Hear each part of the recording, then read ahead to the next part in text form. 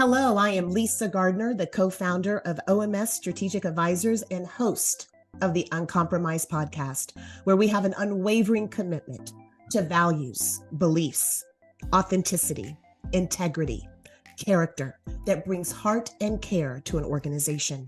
I'm bringing you some of the business's brightest uncompromised executives and thought leaders to discuss challenging corporate norms. Today, I'm very excited. We are joined by Herman Bowles, who's the Vice Chairman Americas, as well as International Director and the founder of JLL's highly acclaimed public institutions, which specializes in delivering comprehensive real estate solutions to federal, state, and local governments, nonprofit organizations, and higher education institutions. Working with the firm's largest public and corporate clients, Mr. Bull has devised and implemented integrated real estate strategies to lower occupancy cost and increase productivity. During 33 years at JLL, Herman has worked in the areas of development, investment management, asset management, facilities, operations, and business development retention. With a remarkable career spanning from military service to senior roles in real estate, Herman brings unparalleled expertise in developing comprehensive solutions for diverse clients. A West Point and Harvard alumni, he's a strategic leader on several national boards. Join us as we dive into Herman's journey, blending military discipline with real estate innovation. Welcome, Herman. It's great to be here, Lisa. Thanks for having me. And I want to personally thank you again. I've said it earlier on behalf of Lawrence and myself and so many others for being a mentor, a pioneer in many regards. In addition, an inspiration and encouragement as we have navigated through the opportunities and challenges of commercial real estate. I want to personally say thank you again. Well, none of us are an island. We don't do anything alone. And I can say that we all stand on the shoulder of giants. Absolutely, we do. We all do. I would agree with that. Let me ask you the first question. As you look back over your life in the corporate real estate industry, what are you most proud of? Probably a couple of things. It's hard to pick out one. And one I'm going to start with that even is more of a community perspective to corporate real estate than the things that I've done, perhaps to somewhat of a trailblazer innovator in the industry, period, and not necessarily black or white. And that's starting the African American Real Estate Professionals Group. And that is an organization that started here in Washington, D.C. I, along with two of my colleagues here in Washington, started the first branch here. Now you have one in Dallas even, and Yes, they're Atlanta, New York, LA, San Francisco, had one in Boston. And what this group has done is look at real estate very similar to the Executive Leadership Council, which I hope many of your members are aware of. And if they're not, they should be, which is a group of the 800 most senior African-American executives in the world. And our goal there is to not only help one another, I'm talking about ELC now, but also to promote others so that we can make sure that we have a pipeline into the corporation. We have representation in the C-suite, and something we started about 15 years ago, which has gotten a lot of traction, making sure we have representation in the boardroom. And that is just a phenomenal task. And I saw that and thought, hey, this industry, remember this industry I started in over 30 years ago, 34 to be exact. And as I went around my day-to-day activity, I very seldom saw a person that looked like me. The person I saw was, that looked like me may have been the messenger, people cleaning, et cetera, et cetera. And I'll tell you some more stories how I used my influence at the time as a vice president to actually have an impact on what we do, and which we should all do in terms of, it's not about just getting there. It's what do you do when you get there to help others? Absolutely. Absolutely. You mentioned the ELC. I remember that was one of the first conferences I attended. Ron Parker at the time was head of Frito-Lay. human resources, and I worked for headquarters, and he selected a few of us to go and attend the ELC. And so very familiar with it. And so I could see how you were trying to draw a parallel between the two organizations. I think AAREP is serving in that capacity as well. And I think that's what you're saying as well. Exactly. What seems promising for the next generation when it comes to business? What will be those challenges? The promises or the challenges? Both. Let's go with both. Let's start with the promises.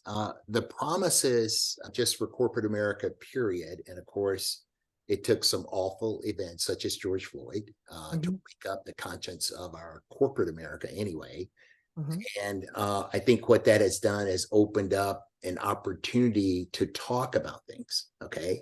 I was on a panel yesterday in New York City with Mary Bush. And if your members don't know her, they should, a prominent female who has served on 15 public boards, and Ursula Burns, who we know was the first African-American CEO of a Fortune 100 company in Xerox.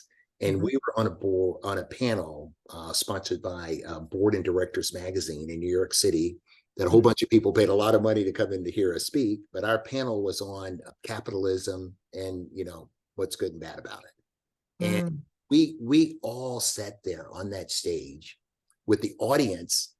Majority of them did not look like us. Okay. And the powerful thing is that we had the stature, the stage, and the opportunity to say things. And it wasn't in an antagonistic manner, but it was in a manner to communicate, look around this room. We have all of these corporate directors in here, and we don't look like or represent America. And that is something we think about. And we ask ourselves why. And this is something I talk about in the boardroom. And I made this, I won't call it an appeal, but I made this statement yesterday. And I think this bodes well for all of your listeners out there who are both women and minorities. If you look at the statistics, Lisa, particularly from the Census Bureau, probably between 2040 and 2050, so let's just say 2045, the majority of the people in America are going to be people of color. Right now, when we look at people under the age of 20 in America, the majority of them are what? People of color. So when you go into the boardroom, when you go into your company and you're thinking long-term, because you got to certainly get through today, but you've also got to think about tomorrow and that other tomorrow that's a little later. Ask yourself, who's going to invent the products and services that you use that's going to this market that we talked about? Who are going to be the employees that are going to make and deliver the products and services to this market that we're talking about, majority minority? Who is going to sell them? And this is from the corporate perspective of capitalism. Who's going to buy them? So throughout that chain, if organizations aren't realizing that they must have a diverse base, it's not about affirmative action. It's about a business imperative for success. Absolutely. And I think that sets the stage for the young people out there today to have a phenomenal opportunity to understand that. So that's the opportunity. What are the challenges? The challenges are, you and I are both parents, right? And I have a theory that each parent, if each parent out there does their part for their little micro family unit to prepare that next generation to go out and take advantage of these opportunities, that's when great things happen. So the challenges they're going to have, I tell you, okay, there's going to be outright discrimination. And that may even be better because you understand it. There's going to be unconscious bias, which you may be on the receiving end of, and the person doing it doesn't even recognize they're doing it. There's going to be the entire concept I call being pet to threat. And let me explain that one to your listeners so they understand it. I can remember when I joined LaSalle Partners, the predecessor firm to Jones Lang LaSalle. And I was the shiny new pet object. A black guy, went to West Point, went to Harvard Business School, phenomenal leadership experience in the Army. And by golly, I'm going to adopt him. And a lot of people did. Okay. but I'm the pet. As I progressed in my career, which happened fairly quickly, you go from being a pet to a threat, because most people see the world as a zero-sum game. The pie is the pie. And if you see the world that way, and you see somebody else whom you may have even helped get to that point, and all of a sudden you wake up one day and say, wait a minute, there's not going to be any pie left for me. And people's reactions, nothing so drastic and overt that it would constitute, action that should be taken by someone, but just the covert activity of understanding that this person whom I've been trying to help, and they were my pet because I felt very good about what I was doing to help them. All of a sudden, they're managing director. They're running a business. Oh my gosh, you're a threat. And that some people don't like it when I bring up that analogy. I want your listeners to be aware of the reality of that analogy. The pet to threat. There's two things that come to mind. Number one, you're absolutely right. I think we all have experienced, if you're a woman of color, African-American, a man of color, that yes, you were hired in. You were the one person hired in. But as you began to succeed, yes, we have experienced where we've been a threat. Even opening up our, when I think about opening up our own company 15 years ago, we've gone through that same cycle as well. And what I find interesting, which you touched on, is the fact that why is it that we would not be secure enough to want to see that our success are those who do move ahead of us, are those who do better than us? Or, maybe we're afraid to promote someone because we think they're going to move ahead, or, even when it comes to people of color, but why aren't we celebrating that as people, whether it's people of color or not? I think you hit on that a little bit more as well. I find that that goes very much with even the purpose of this podcast when I think of not compromising yourself personally or professionally. And I think it has to do with character. The fact is that you celebrate those that are leading their path. And even if they surpass you, you celebrate it all the more because you've been successful in helping them get to where they're going. And that goes for a platform, whether it's people of color, African-American, or whether it's women, or whether it is, whoever it may be. I hope that made sense to you as well. Oh, it definitely resonates with me. And I just think it's important in terms of, us thinking about the future and those who are successful salmon running up the stream. Don't forget where you came from. Okay. What I mean by that is you certainly achieve success in some sense.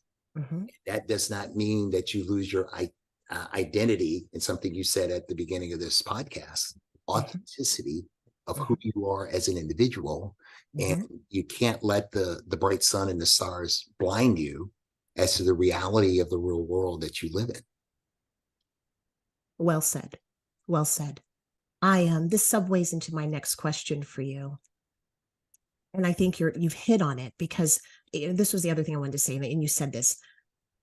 There is no other option but to diversify. Like you said, diversity, equity, and inclusion, it's a business decision at this point. We can take the emotion out of it. It's a business decision. We need people at the table who are leading and making decisions that look like the marketplace they serve. So for us, that is literally how we approach it. That is bottom line. It's a business decision. And knowing that, what do you believe people compromise the most within business environments? Probably expediency, right?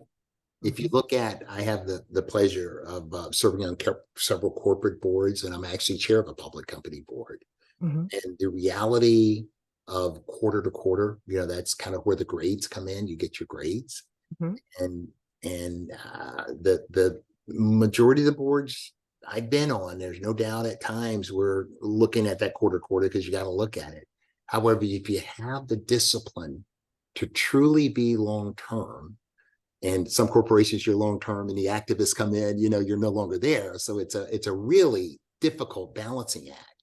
Mm-hmm. And the expediency portion of it, and what some examples of that, particularly as it relates to diversity, everybody focuses on the input pipe. We got all these people and we get them in. And what is important is what I talk about is, yes, I want to see that, but I want to understand about the retention and advancement. Mm-hmm. Because I cannot tell you, Lisa, I am not going to take all the credit for it, but I will tell you probably at least 5 times a week and sometimes 10 times a week, I get calls from African-American men and women about JLL. And the point I'm making here is that branding is so important. Mm-hmm. JLL, we've done a phenomenal job in improving over the years. Mm-hmm. And fortunately or unfortunately, for the last probably 20, maybe even 25 years, I've been the senior most prominent person at JLL as an African-American, I would say, person of color. Mm-hmm. Yes. And people see that and they embody something positive and say, and it's a responsibility I have. Hey, I want to be like you. Mm-hmm. And they call, and I, this probably as a result of this, I'm going to get even more calls. They call me and they want to talk, and I do as many as I can. I never say no. It may take you time to get on the schedule. Mm-hmm. And the point I'm making is that organizations, in order to keep the pipeline open for inflow, you've got to keep, as Jesse says, hope alive. You keep hope alive when people see individuals throughout the organization look like them, and they feel that, hey, I can do that. And of all the people, period, black, white, that I've mentored over the years, I explain them what having a mentor is, and that's somebody that's going to help you do things. They're going to give you feedback and help you put device strategy. And a sponsor. Sponsor is someone that talks about you when you're not in the room. Mentorship, you can ask for. Sponsorship, you earn. You earn that. So the point I'm trying to make is all those people, particularly in the firm, and even outside, if they come and they're not prepared when they want to talk to me, they talk to me and say, well, tell me about yourself. I'm like, there's so much out there you can Google. Don't ask me to tell me about myself. Could have already known before you walked in the room. Take that and say, tell me how you did this. Because no matter how successful we are, we're still egotistical in a sense, right? And we want to know that you thought enough of us to do the research and then come up with the appropriate questions to delve into what you're talking about. But the point here, I want to make sure I keep my train of thought, is you have this phenomenal opportunity to be successful. You have to prepare yourself. And these people, even in the firm, and I'll tell any of the people in the firm, I'm your biggest supporter as long as you're producing. When you're not doing what you're supposed to do, if you're unaware of it, I'm still going to give you a size 12 kick in the butt, because you're not showing the emotional intelligence to understand the difference between good, bad, or indifferent. Okay. And if you are trying your best and you're still not doing well, maybe this isn't made for you. And guess what? For some people, that is the case. It's just not meant to be. You need to be in a different type of industry. And those are tough conversations to have with people. And Lisa, what this all comes down to something that I call leadership. Okay. And leadership is the ability to lead a group, to accomplish a group or an individual to accomplish a common goal. And that leadership is about being direct. It's also about being empathetic. It's about being timely. It's also about being consistent in terms of how you give feedback, how you motivate others, and how you hopefully make the organization a success. Very good. Very good. What do you think holds what have you seen has been sort of the pattern of those who don't make it in the business? Is it, there's a book, and I don't want to say it's things that you don't learn in a classroom, or maybe it had the word Harvard in it. I'm not sure, but basically it was talking about the characteristics of discipline, consistency, some of those things that you're naming, time management, all those things. What are you finding that's holding people back from being successful in this business? There's a young man, he may be listening to this podcast. I'm not going to mention his name, Mm-hmm. whom I met in a social setting, and he really wanted to be in real estate. And I got to tell you, all the form that you ever wanted, it was there. Enthusiastic, go-getter attitude, and heard everything, putting Mm-hmm. everything together. And this individual was hired and lasted about 9 months. Okay. And I still talk to this individual. Mm-hmm. And I had the opportunity to talk to the individual and talk about, why did it not work? And in many ways, that might have been the best thing that ever happened to this individual, because they were using what they had as bravado and personality, which covered up that there was a lot of form and not a lot of function in terms of their expertise. Okay. Yes. So I want to say two things here, and this is particularly true for women, period, and particularly true for Black men. There is a fine line between confidence and arrogance. And to make it even more difficult, the line changes and it's squiggly based upon the circumstances and conditions. And I tell people, you want to go up to that line all the time, but you don't want to go over that line. And understand, as particularly a Black, because we'll talk about the angry Black female, perception as well. I think both of those are important to talk about. But as a Black male, isn't he arrogant? The white guy does the same thing. Isn't he confident? Exactly same thing, but it's based on background, perspective, and perception. And we have to be aware of that. You can't take the play and run the play the way the guy next to you, who may not be of the same ethnicity as you. You can't do that. You say, well, that's the way John did it, so I did it that way. Those subtleties are so important to understand, make it in this world. And maybe you can be taught, but you definitely got to understand it. So go up to that line of confidence. But once you go over that line, okay, people, and sometimes people perceive, in my career in the past, people have perceived me going over that line. Okay.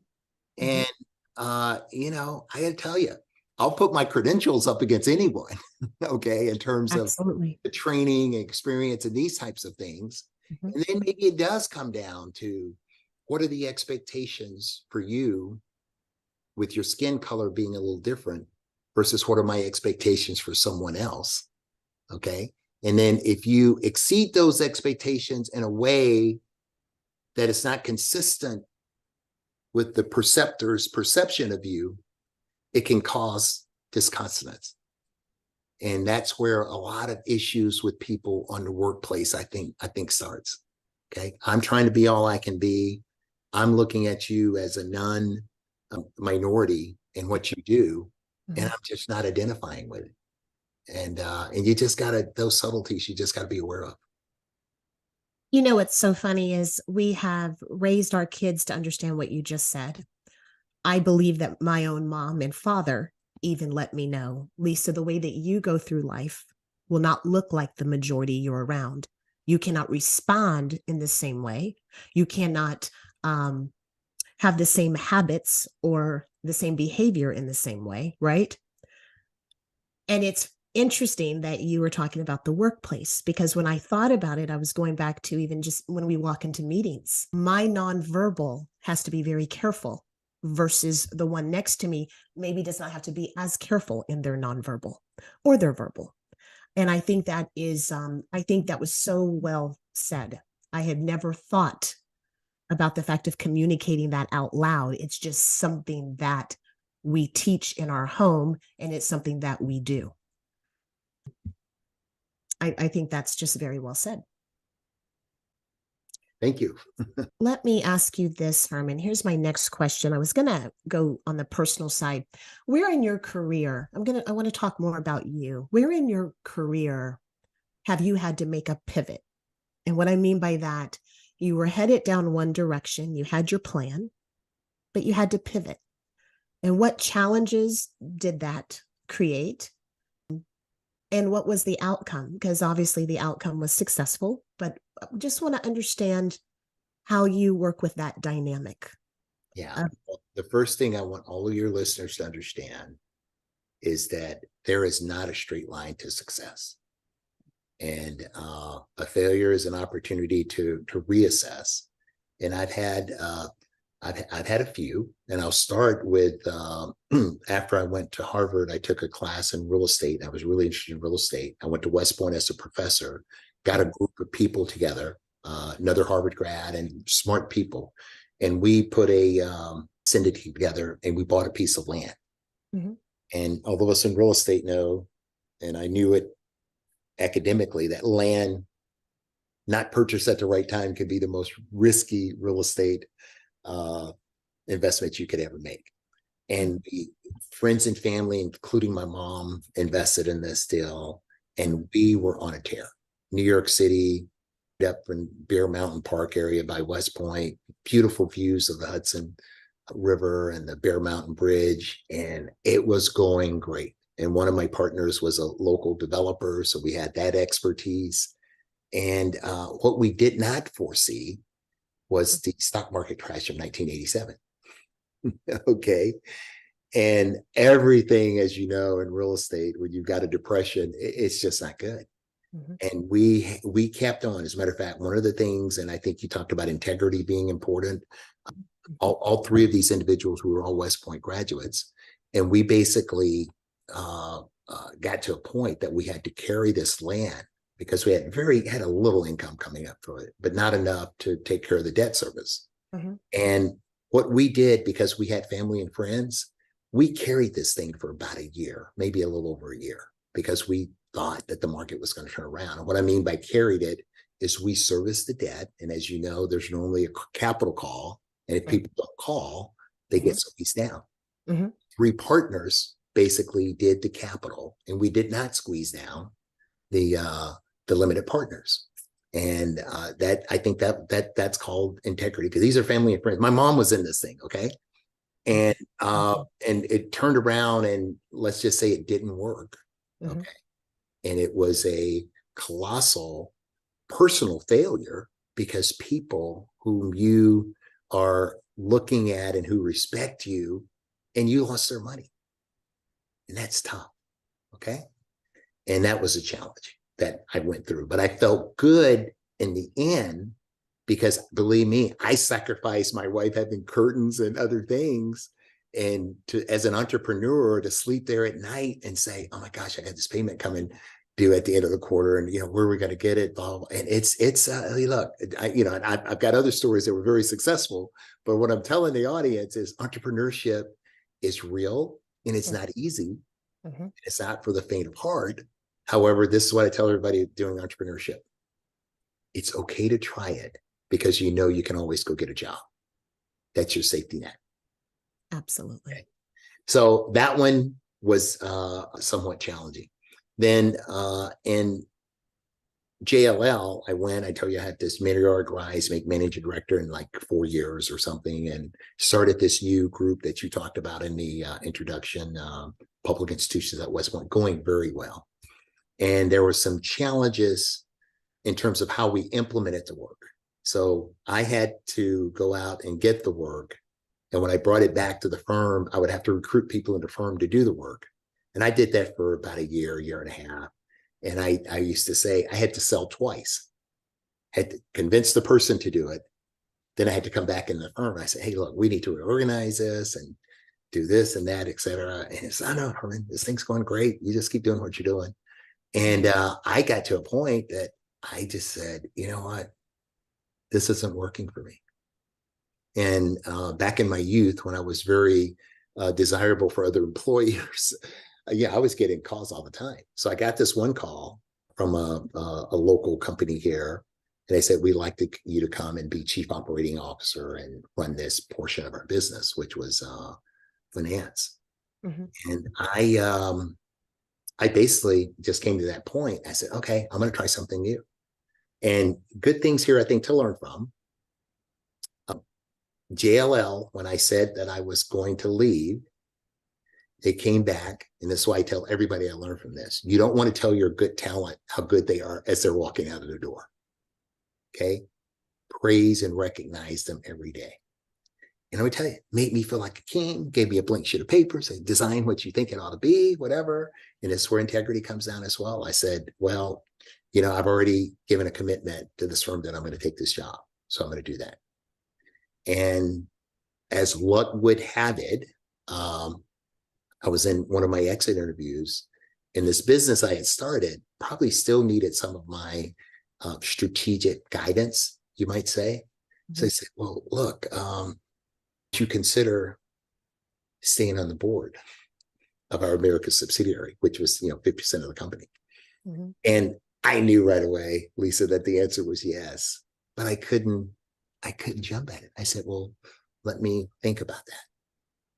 And what happened is I basically took the job on the board, and they said, well, look, we're not going to pay you. We're not going to give you equity, which was great. And it was 10,000 shares a year. And I'll let anybody go look up the price of JLL stock today. And you can figure out that that worked out pretty well.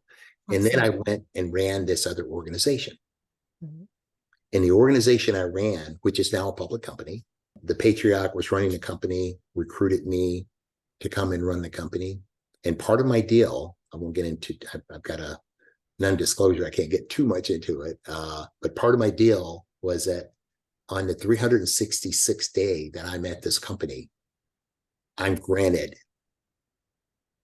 ownership in the company at a pretty nice deal. Because remember, I'm at JLL doing very well. And to entice me to do something else, there was some frustration on this implementation of how we did the business. So that was some frustrations, but however, we had this opportunity. And you talked about disappointments. I got this company into the university market because I'd done a lot of work at JLL in that market. I knew the people, and it was a company that worked very closely with Fannie Mae on mortgages, and it just was going great. And I tell you that 366 day thing, at about the 340th day, I was called in and told, we're going a different direction. Oh, no. Okay. And this is after I had just poured my heart and soul into this.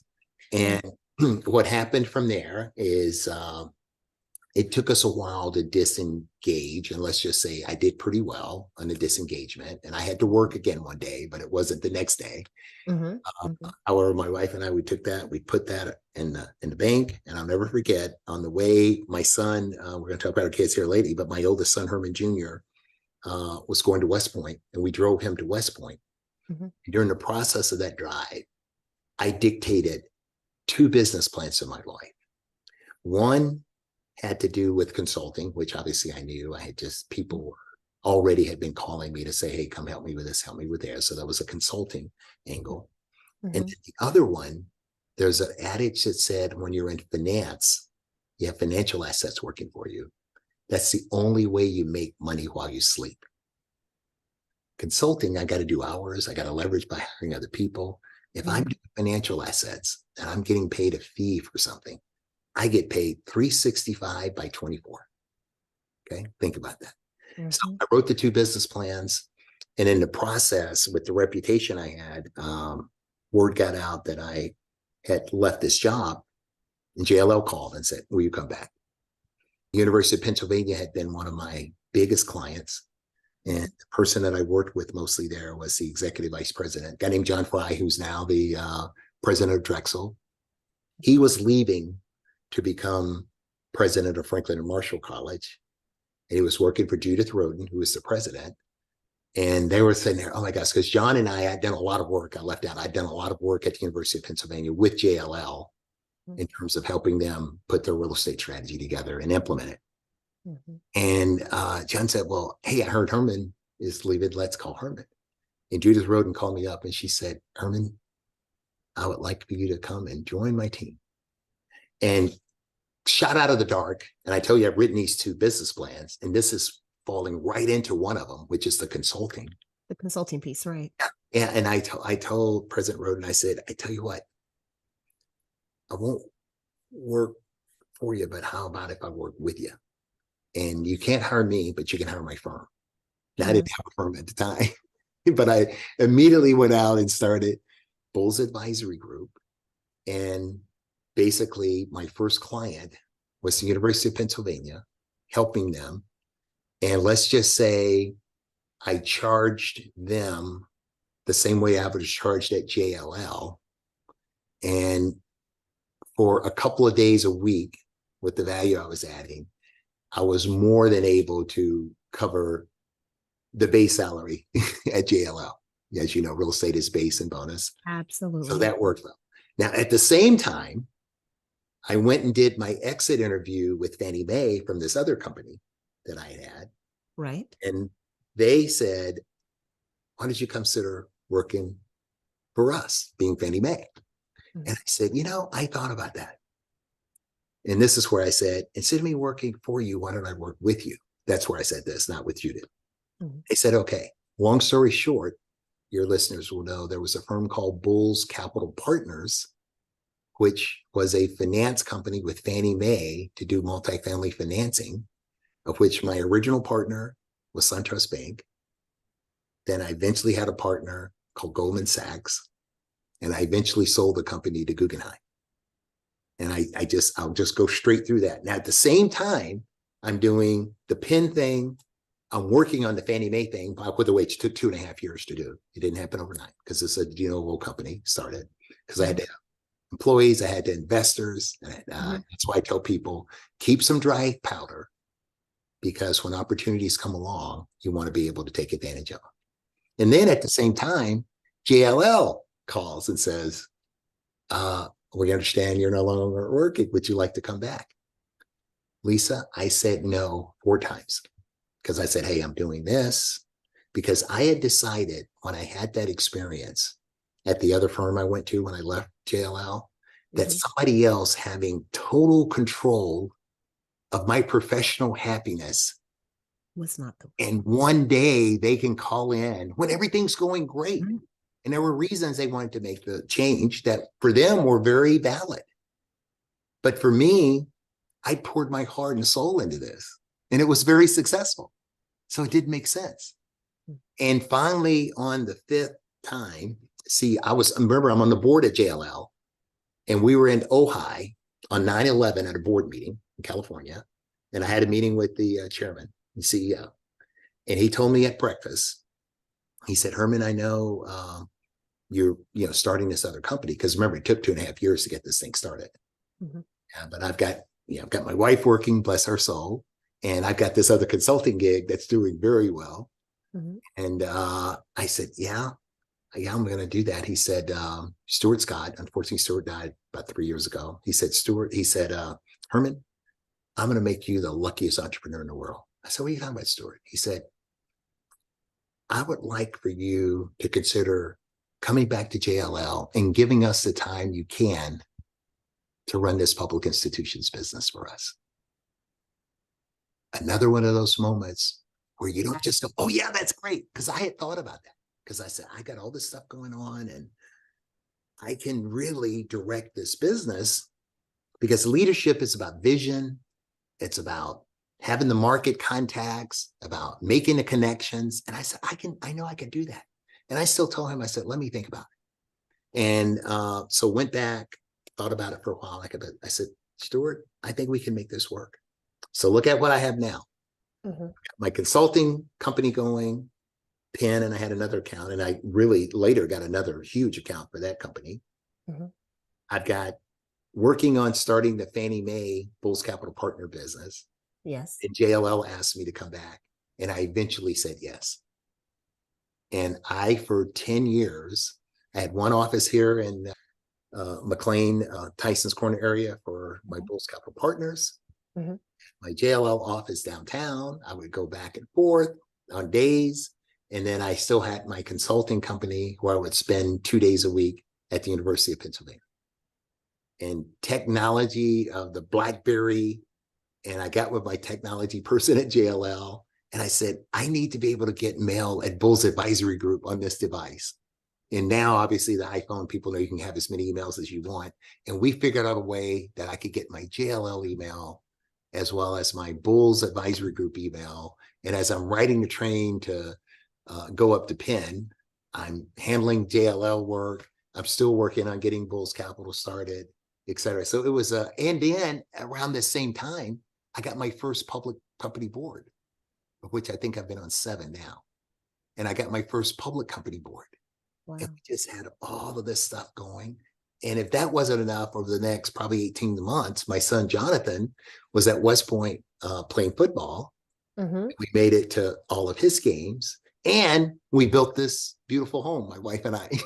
So we had all of that going on over probably a two-year period.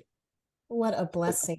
So the point of that, all of this came after you asking me about a failure. Yes. About the investment group that didn't work and what we did to make it better. Right. Make it better, and it still didn't work. And then I told you about basically getting fired.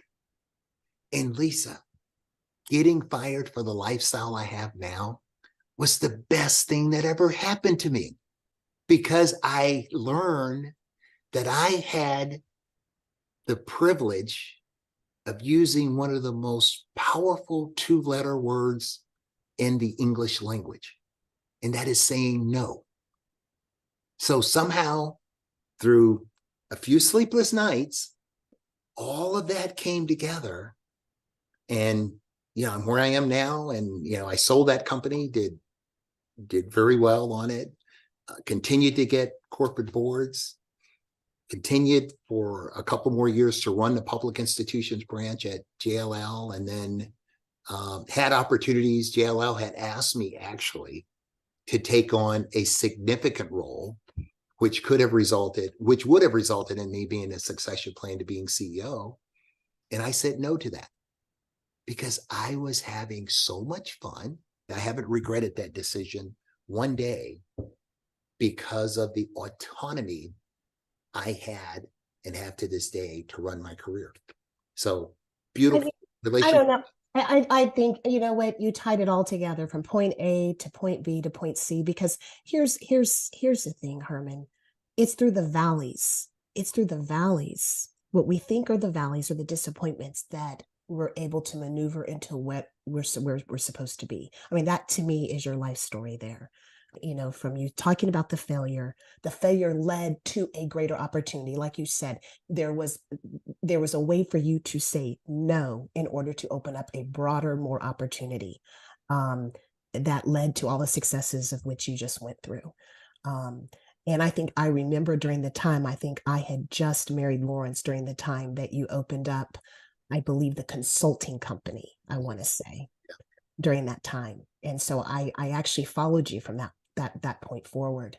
But it's through the valleys, I always say that, where we get our greatest opportunities. And I want to ask one more question, then I want to just end about your family, if I can. And here's a follow-up question. What have you noticed about people who are capable of initiating change? Why are they hesitant? What do they seem to compromise the most?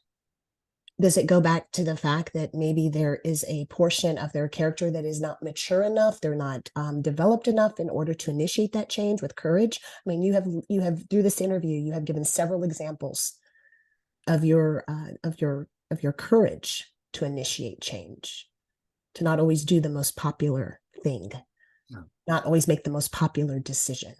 What have you noticed about those that do that? I think it comes down to self-expectation. I'm going to tell you that by kind of going through back to my, high school. And Lisa, I had phenomenal high school career.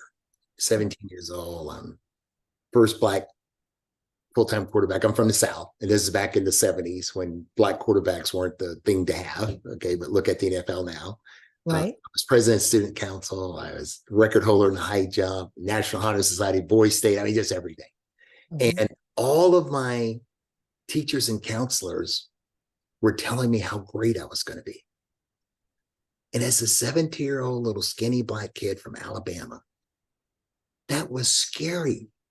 I didn't know what my potential. I mean, I'm in this little town, and yeah, I'm doing okay in this little town, but there's a big old world out there. And probably one of the better decisions I made was to go to West Point because I had other options. And I decided then I'm going to try something hard. Okay. And I did the West Point thing.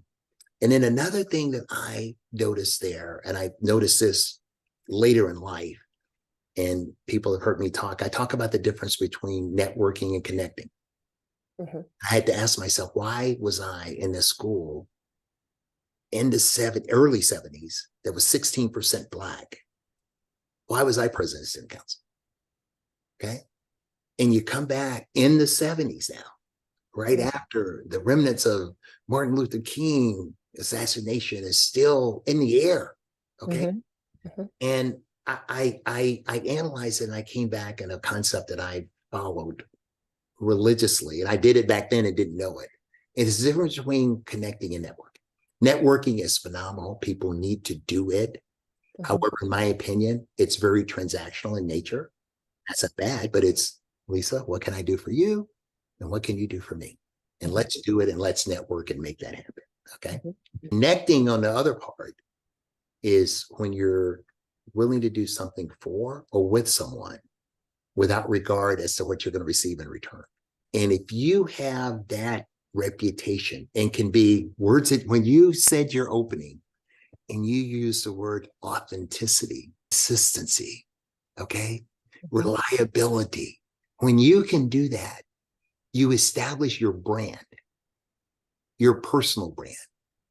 And if your personal brand is such that people identify with it, you're going to be generally successful. And I learned that it's a God-given talent for me. But I came aware of it is, how did I swim through that stream to achieve the things I did in high school? And those same concepts I've used throughout my business career. And it's helped me. Look, when I started Bulls Capital Partners, I had to put several $1 million in it, but I needed multiples of that from a institutional capital source. I'm this kid going around, I got great credentials, but I'm putting a little money in, but I need you to give me a lot of money to start this company, which, by the way, I'm going to be controlling shareholder of. Okay. And that's persuasion and making people feel comfortable and connecting with them. So I hope I'm answering the question, but I just wanted to get that concept out there. And Lisa, I can't leave this without saying very quickly, I know we're running out of time, but I talked about one of the characteristics that I think are critical for success. And I talked about one of them already, which was leadership. I'm gonna go through the others very, very quickly. Interpersonal skills. And what I mean by the interpersonal skills is having the ability to relate to people, whether that's private or the general, the janitor or the CEO. And you do that by being a continuous learner. That's right. It's important to be a continuous learner.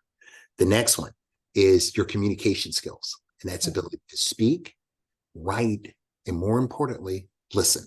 My mom used to tell me, you got 2 ears, 1 mouth, use them in that proportion. Okay. Your analytical skills are critical. Make sure you get feedback. And this is for your younger listeners and your older listeners. Get feedback to understand both your quantitative, and as most of us think of analytical skills as quantitative, when you're starting out, that's very important. As you go up through the organization and the corporation, your qualitative analytical skills are the most important thing that I use every day. Okay. And then we think about entrepreneurship or risk taking. And that's that ability to do, we can all do what everybody else does. But when do you take a risk? How do you take the risk? And what are your mitigating factors against the risk? I jumped out of airplanes, but I didn't do it without a parachute. So have some mitigants there. And the last thing to do, Lisa, around all of that is have passion for what you do. And if you can put those 6 things together, I think, and don't forget, leadership is that ability to influence a group to accomplish a common goal. So you put all that together, and it's great. So I'm sorry, I just had No, you know what? I wouldn't expect anything less. And absolutely, I'll tell you what hit me the most, because I think we need more of it in this day and time, is when you said empathy, not sympathy, but empathy, empathizing with those around you, making emotional connections, not just professional kind of networking, transactional connections. I believe that there is room enough in business, especially with where we are in our culture and our society, is to make that emotional connection, because everyone's going home to something. Everybody has something that they're going home to. So the empathizing, emotional connection, I believe that I liked when you said that. It's definitely strong leadership. And I think that is something that needs to be more emphasized when it comes to talking about successful leaders, more than ever, with everything that's going on in our world, especially with our next generation, mental health, all of it. So I appreciate you summarizing that.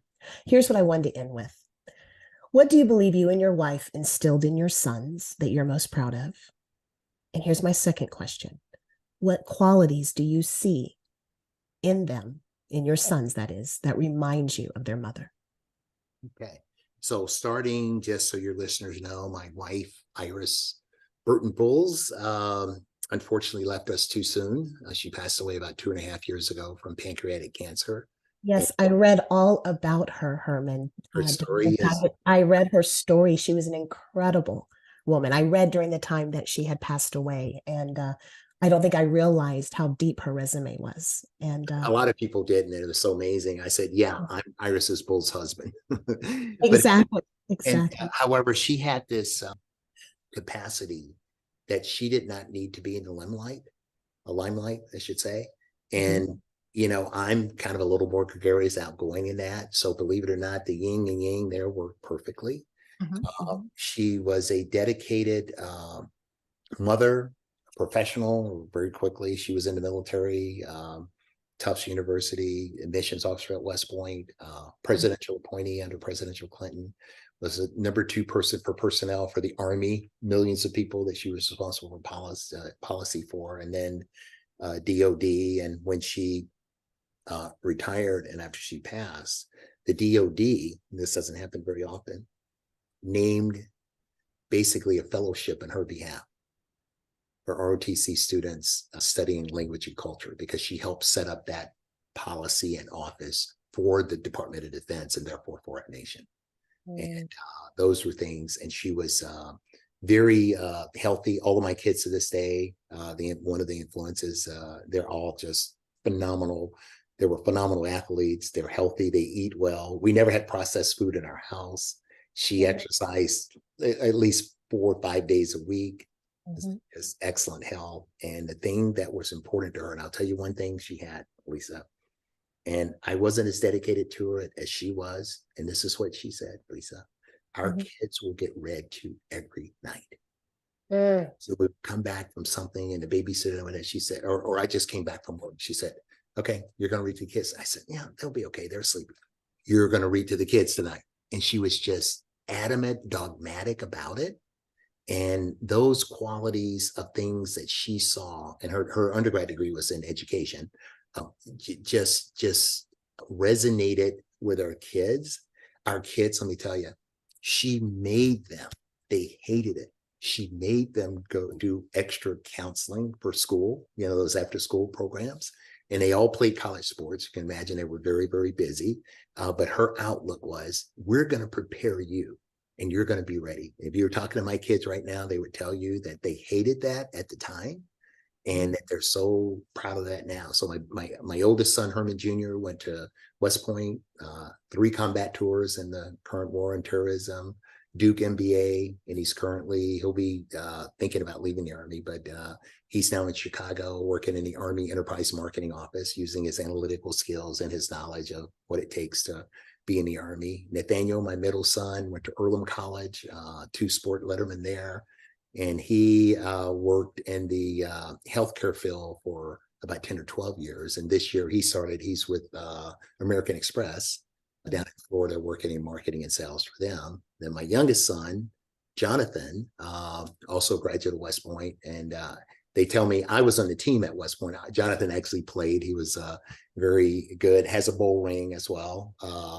that we got actually out in Dallas in the Military Bowl. And he stayed in for 6 years active duty, and he left the military, went to Duke for his MBA, and he's actually there in Dallas doing very, very, very well in sales with Microsoft. So those are the kids that we produced.